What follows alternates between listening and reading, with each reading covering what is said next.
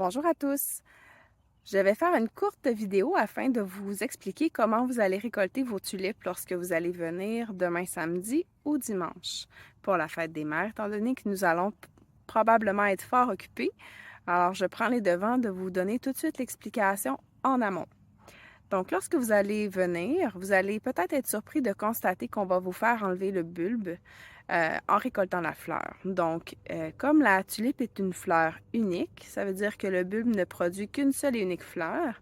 Alors, on n'a pas d'intérêt à le conserver dans le sol, comme on ne l'utilisera pas non plus comme une vivace, et je vais vous expliquer pourquoi. Mais tout d'abord, je vais vous montrer quand je récolte une tulipe, comment je m'y prends. Donc, ça ici, c'est la tulipe que j'ai choisie. Elle est quand même fermée mais colorée, donc c'est parfait. Je vais placer ma main à la base, comme ceci, et je vais tirer délicatement jusqu'à temps que le bulbe sorte. Une fois qu'il sort, c'est bien important, on vous demande de secouer le bulbe à la base. On veut surtout éviter le réflexe de soulever la fleur au-dessus des autres et de répandre de la terre dans les pétales, ce qui serait moins esthétique. Donc, la petite explication pourquoi on ne conserve pas le bulbe, eh bien, c'est parce que quand on va couper la fleur pour la mettre dans le bouquet, ici, par exemple, on va se trouver à lui enlever toutes ses feuilles du même coup.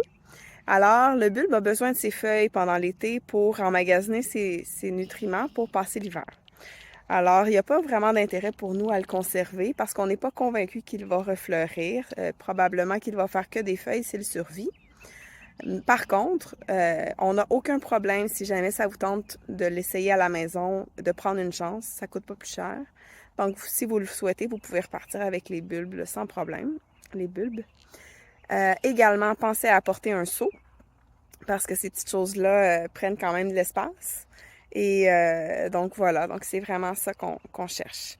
Et une fois à la maison, si vous coupez la tige, on vous recommande d'enlever plusieurs feuilles pour donner la priorité à la fleur lorsqu'elle boit. Donc j'espère que cette explication vous aura permis de comprendre un peu mieux l'activité et on vous accueille demain ou dimanche avec plaisir. Merci, bonne soirée!